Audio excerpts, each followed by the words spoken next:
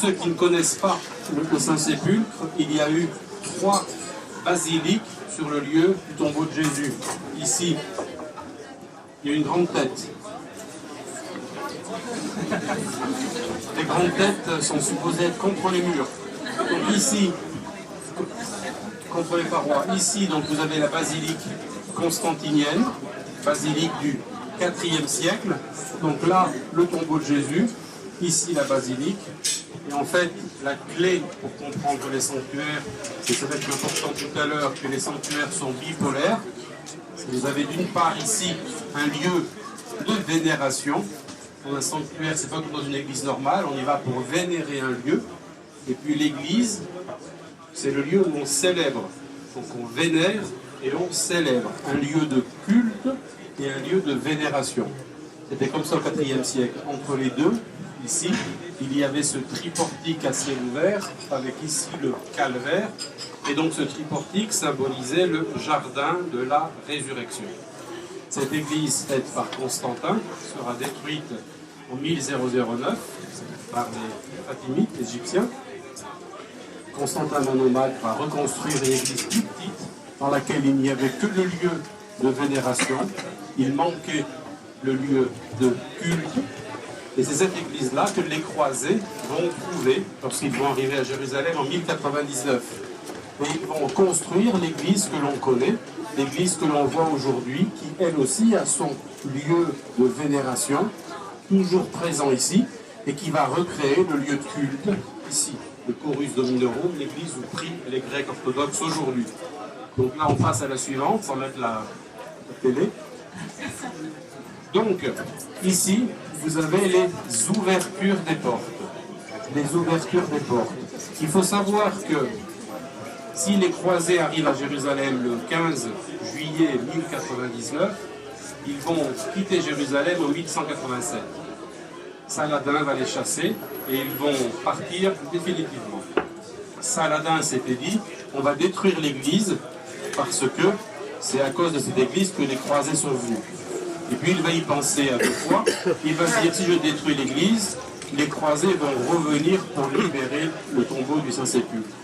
Donc Saladin va être intelligent, il va murer toutes les fenêtres de la basilique. Il y avait 12 portes, il va en murer 11. On en voit une ici qui est murée. Et il ne va en laisser qu'une seule. Cette porte-là, qui est maintenant la seule porte.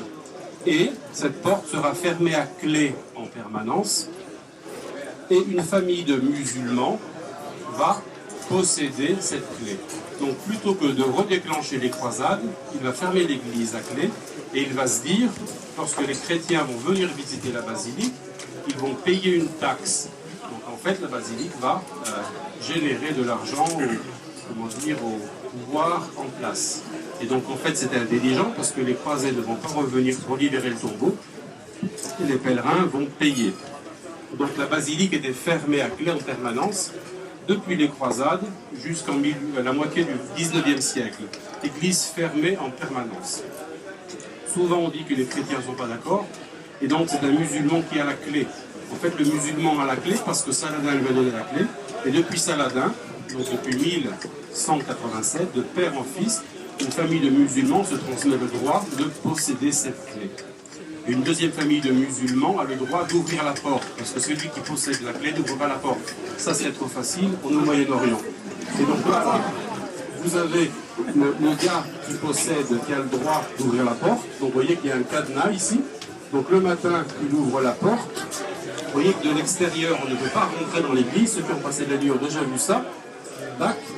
Et pour pouvoir accéder à ce cadenas qui se trouve là, et bien de l'intérieur, tour à tour, le sacristain grec ou arménien ou franciscain passe l'échelle qui appartient aux deux églises pour accéder au cadenas.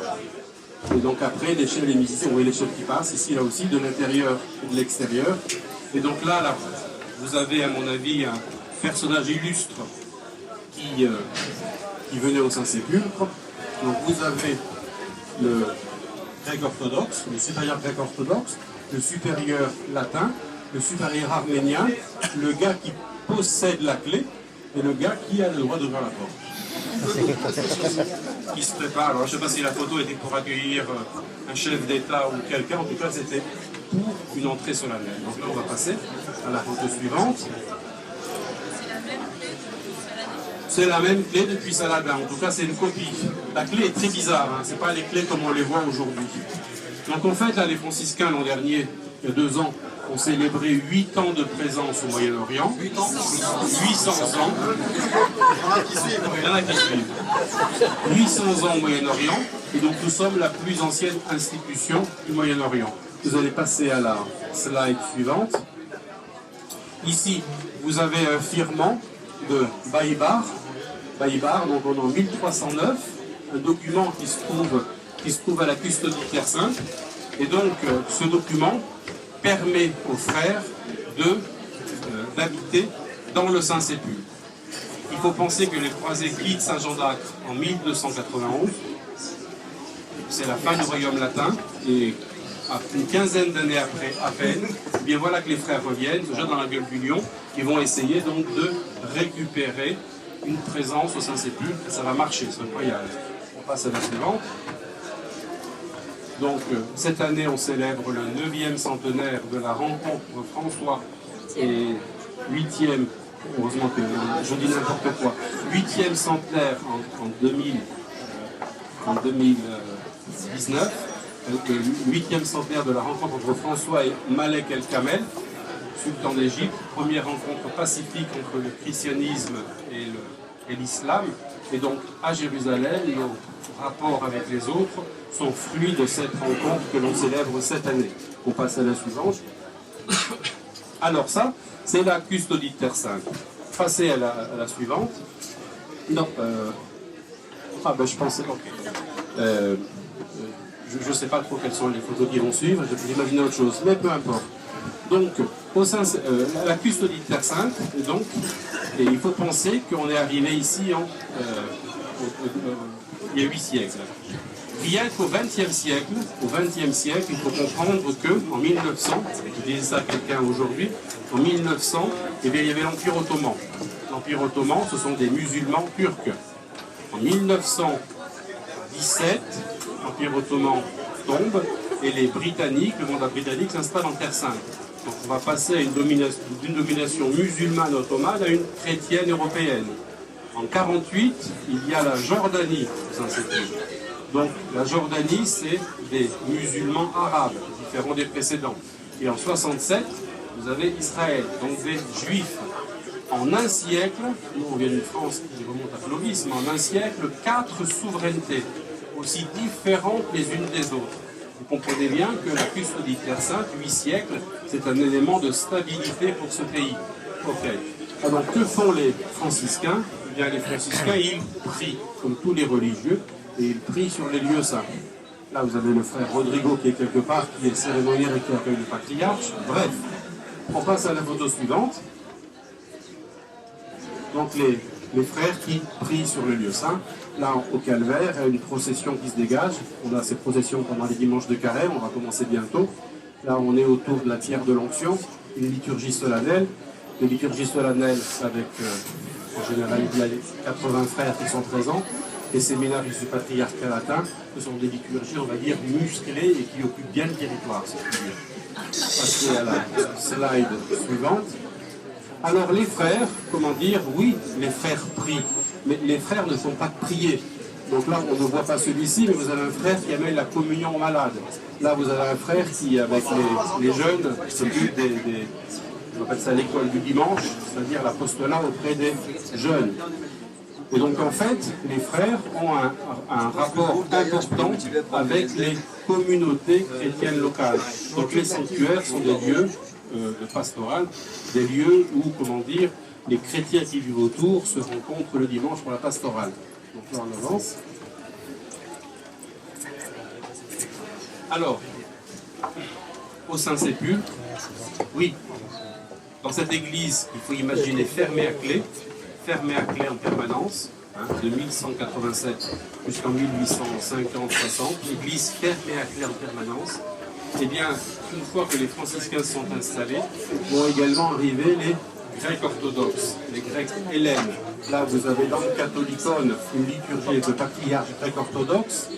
Là, vous avez également des Grecs, donc des liturgies au quotidien ou prix des Grecs.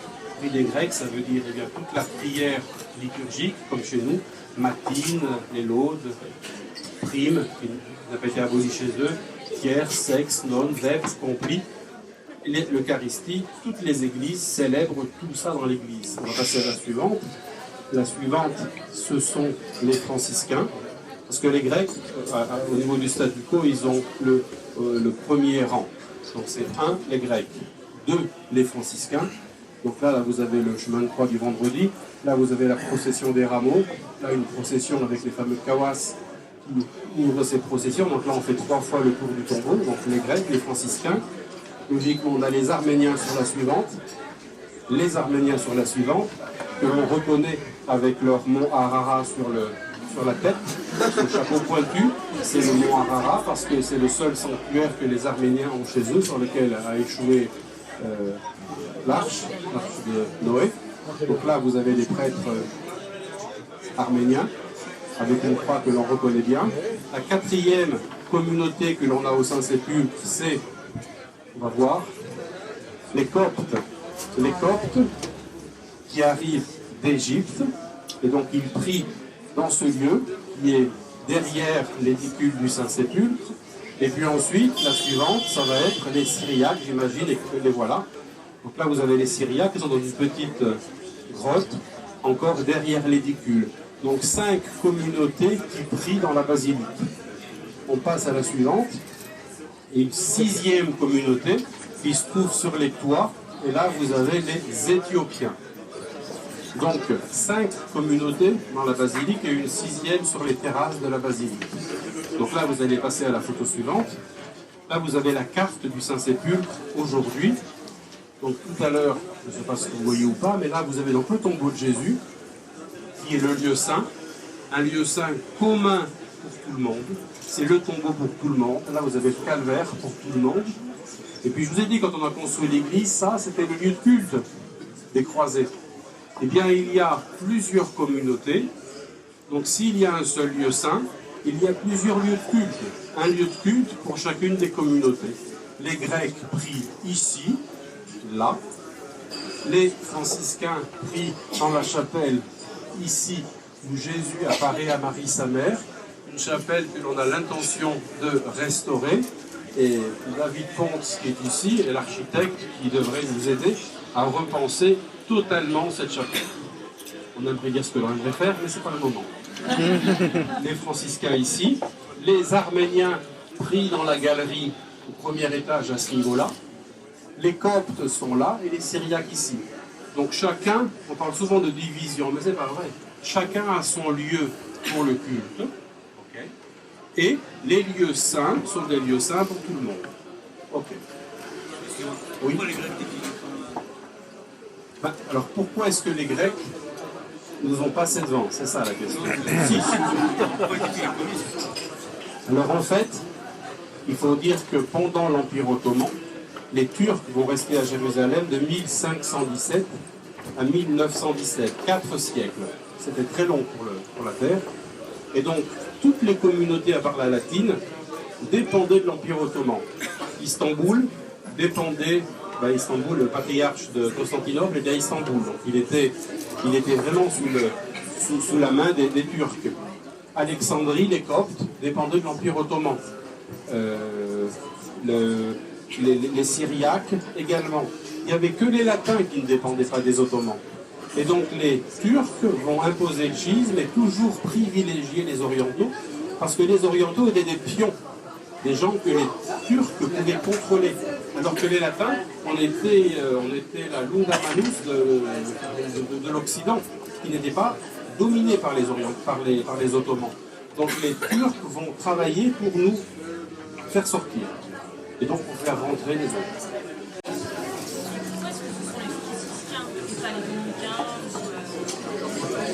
Alors c'est sûr qu'il n'y avait que les franciscains. Qui a dit ça? Je peux prendre des photos. disons que, comment dire, en 1300, hein, lorsqu'il n'y avait plus personne, eh bien, sont venus beaucoup de religieux, mais personne n'a réussi à vivre avec les Ottomans et avec les Mamelouks avant. C'était pas facile pour un occidental de vivre pacifiquement avec les autres. Nous, on a eu un François qui a rencontré le sultan, et pas forcément les autres.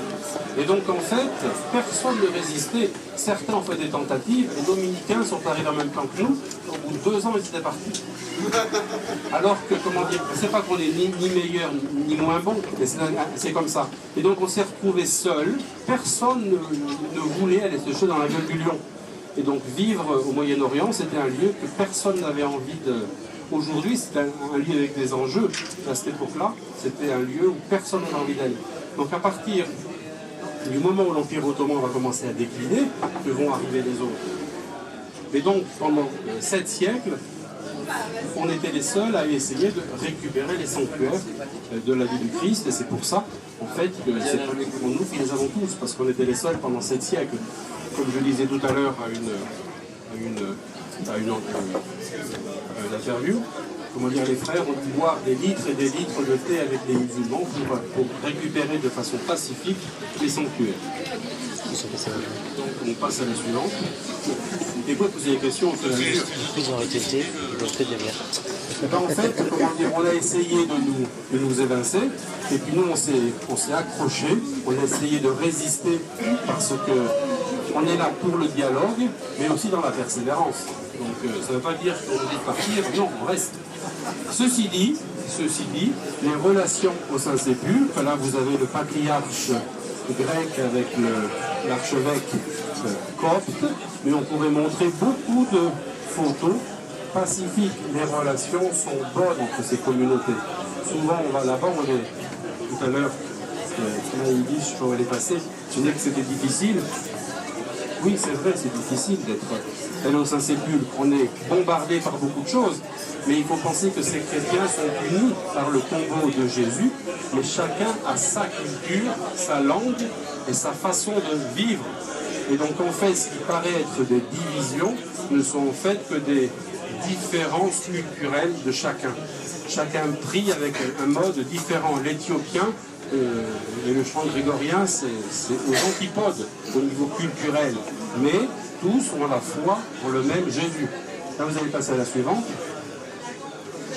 Alors là, avant d'aller à la prochaine idée, là, vous avez la basilique du Saint-Sépulcre, telle qu'elle était à l'époque byzantine, hein, donc le tombeau de Jésus. La basilique, lieu saint, lieu de culte, et le triportique entre les deux. Et donc en fait, ce lieu, moi j'aime bien faire le lien entre ce lieu et un autre. Le deuxième lieu qui va apparaître dans la diapositive suivante, c'est l'esplanade des mosquées.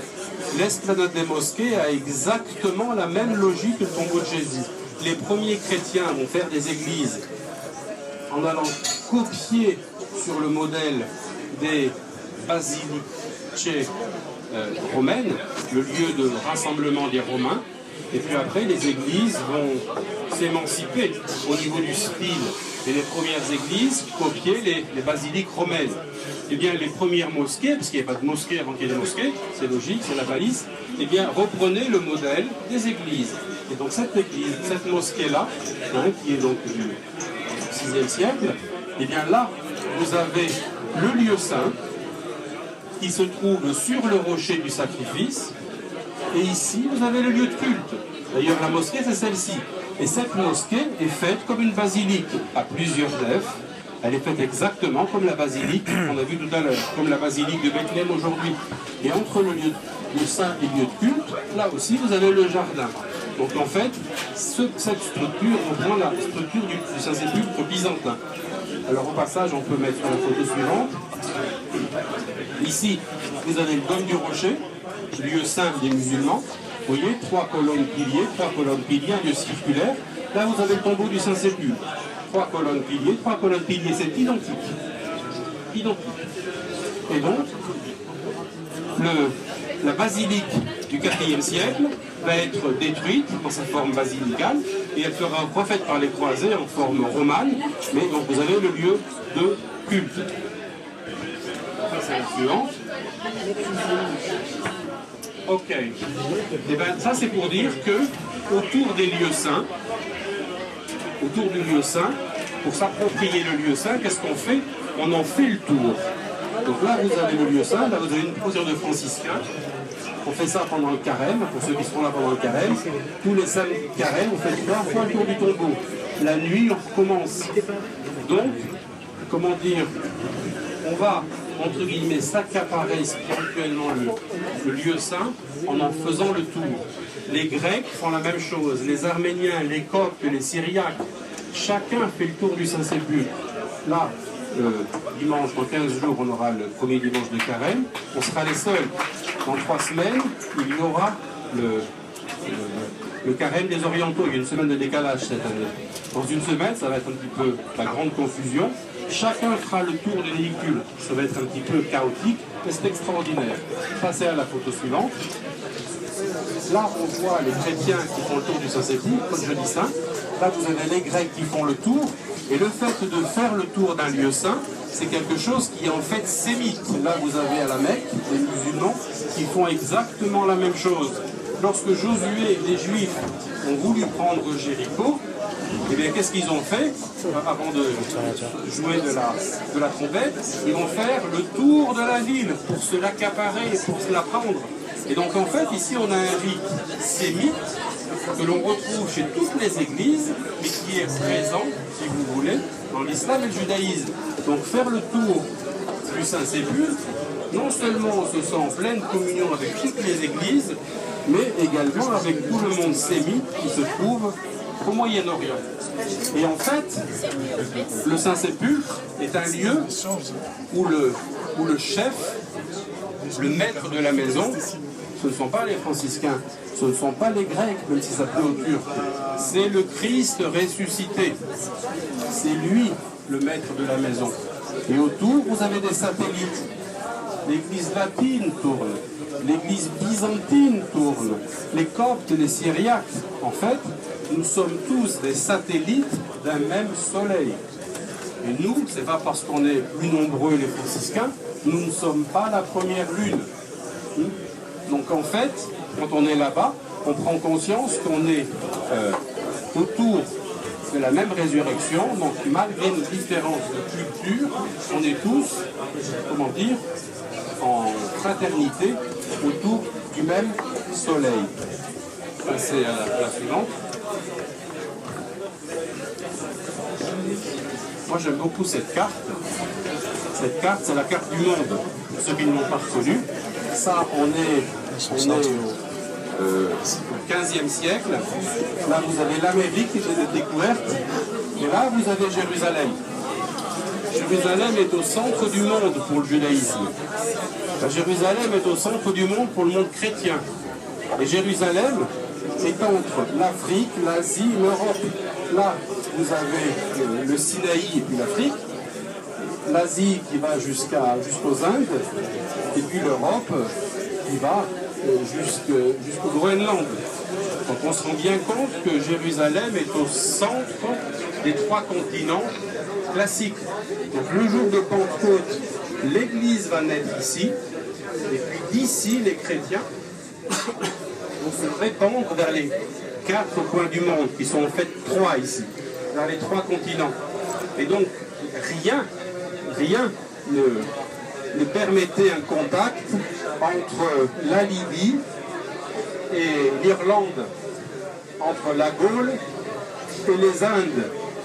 Mais le christianisme va faire une unité, parce que toutes ces régions vont recevoir le baptême, chacun dans sa culture. Alors d'un point de vue centrifuge, l'Église sort de Jérusalem, et des communautés vont naître ici, là et là, et toutes vont revenir à Jérusalem. Des pèlerins de partout reviennent à Jérusalem. Des communautés de partout reviennent à Jérusalem. Et au Saint-Sépulcre, concrètement, il y a 2 communautés africaines. On a vu les Coptes et les Éthiopiens. 2 communautés asiatiques, les Arméniens et les Syriaques. Et 2 communautés européennes, l'Europe latine et l'Europe byzantine. Donc c'est intéressant de voir ça, et de se dire qu'au Saint-Sépulcre, c'est un lieu où la résurrection est pour le monde. On pense que le Christ ressuscite pour les gens de Paris, de France, pour moi, pour ma famille.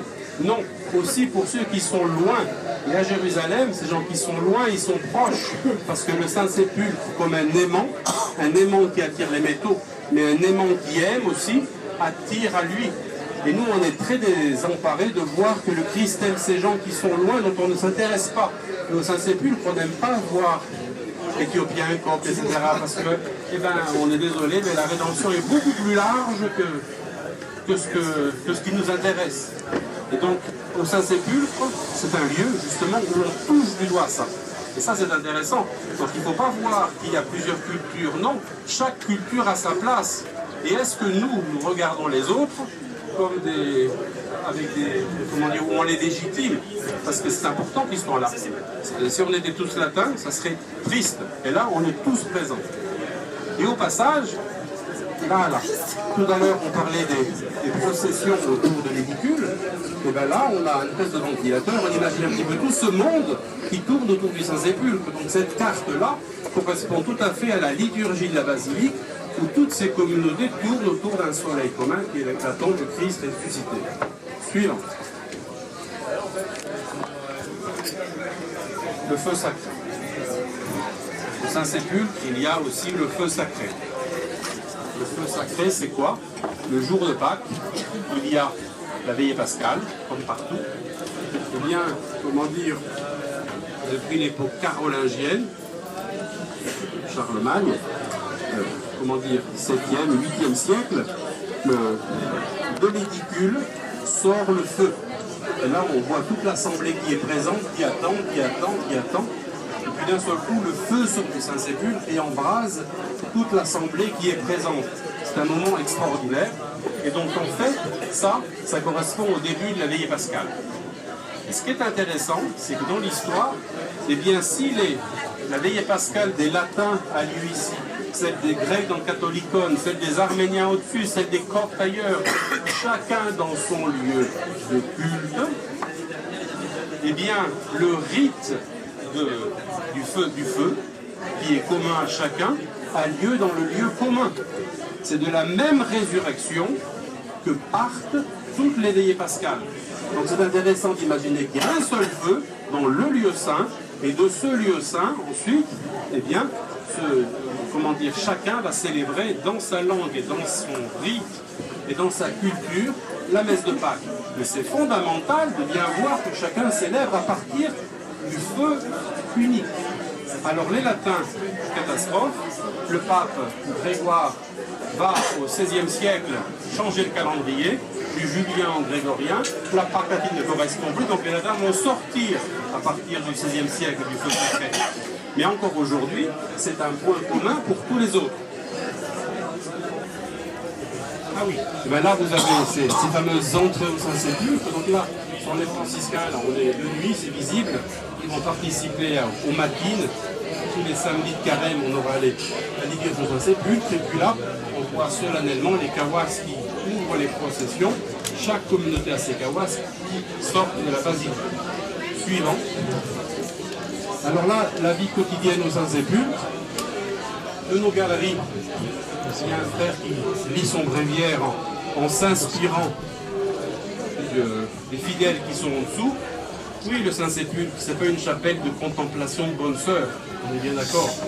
Mais dans la liturgie chrétienne, c'est un lieu important où on prend conscience de cette universalité de la rédemption. Et donc, à mon avis, il ne faut pas aller là-bas pour être confié en dévotion, mais il faut incorporer toute cette universalité.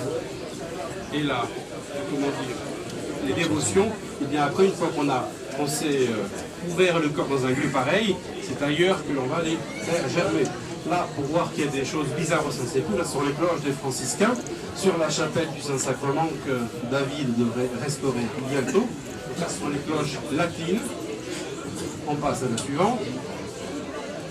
Ça, ce sont les funérailles du Christ, quelque chose d'un petit peu curieux. Le vendredi saint, eh bien, cette année-là, c'était moi, sur le calvaire des orientaux, pendant la liturgie, les diacres enlèvent leur dalmatique et puis enlèvent la couronne d'épines, on lit l'évangile de la Passion, de Saint Jean. Et comment dire, les choses se font lieu par lieu. Donc au lieu de la on est sur l'autel de la crucifixion, on lit les versets de la crucifixion.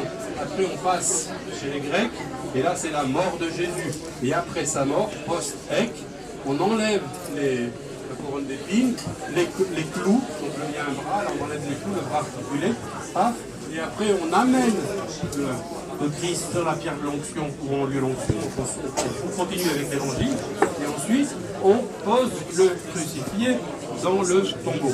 C'est des liturgies très solennelles, il y a un monde fou, c'est des moments, comment dire, le Saint-Sépulcre, quand on le voit comme ça en touriste, on va apprécier. Ce qu'il faut, on ne peut pas aller là-bas en disant qu'on veut voir. Ce qu'il faut, c'est rentrer derrière une procession, la suivre et la vivre de l'intérieur. Et une fois qu'on a l'expérience d'un moment fort, ce lieu, on ne peut pas le perdre. Alors que quand on vient, en se mettant à l'extérieur, je viens, je regarde, c'est sûr que c'est compliqué. Suivante, on arrive à la fin. Ça, c'est une jolie photo prise par des gens de l'AFP. C'est toujours de l'AFP qui ont fait toutes ces photos là. Donc là, c'est la galerie des franciscains. C'est une fois qu'ils font des belles photos on regarde le positives. on voit très bien toutes les fenêtres qui ont été murées par ce Saladin. Suivante. Et là, eh ben oui, c'est un lieu de vie, ça c'est. Donc quand les portes sont fermées, et puis on enlève toutes les cochonneries que l'on récupère le soir. Vous voyez, la poubelle est bien pleine, que ce soit les bouteilles en plastique, et j'en passe et des meilleurs. Les sœurs sont là pour arranger les corporaux, etc. Et là, vous avez le frère qui, avec son seau mis sur le tombeau, c'est pas très pieux, mais il faut aussi le laver parce qu'il n'y a pas de baguette magique qui vous enlève les cochonneries. On passe à la suivante. Eh bien, malgré tout ça, eh bien, les pèlerins, oui, regardez. Alors souvent, je passe la dernière photo et je vais conclure avec ça. Quand on va au Saint-Sépulcre, on a du mal à rentrer dans la logique. Je suis bien d'accord. Moi aussi, j'ai eu des difficultés. Et puis moi aussi, comme tout le monde, en voyant ces gens-là, on se dit, mais on n'a pas la même foi. C'est de la superstition, ils veulent toucher, ils embrassent, alors que nous, on veut comprendre, on est beaucoup plus cérébraux, nous, latins, par rapport à ça. Et on les regarde en disant, mais c'est de la superstition, ça ne nous plaît pas du tout. Lorsque je vais au Saint-Sépulcre et que je fais une visite de la basilique, eh bien, moi j'aime faire des choses historiques pour comprendre comment était le lieu avant. Pour comprendre un petit peu la succession des bâtiments, pour comprendre les Grecs, les Arméniens, la théologie. Bref, nous sommes cartésiens, on aime les idées claires, nettes et précises, donc en fait, j'évangélise l'esprit. Eh bien, ces gens-là n'ont pas besoin qu'on évangélise l'esprit pour être en rapport cœur à cœur avec le lieu. Marthe et Marie. Alors, moi, ce que j'aimerais vous dire, c'est que lorsque l'on voit des gens comme ça, il ne faut pas se dire, ils sont beaucoup plus bas que nous. Parce que d'un certain côté, ils sont bien avant nous. Ils sont cœur à cœur avec le mystère de la résurrection. Donc, moi je trouve que des gens qui sont peut-être moins cartésiens, finalement, ne les regardons pas avec un œil de mépris, mais laissons-nous évangéliser aussi par ça.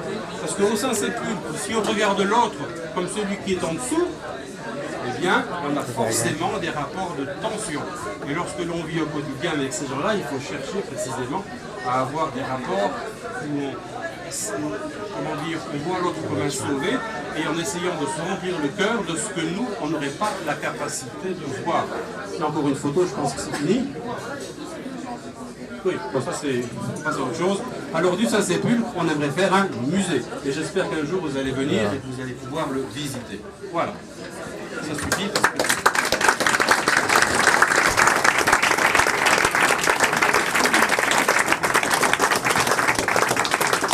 On peut être d'accord avec tout, hein.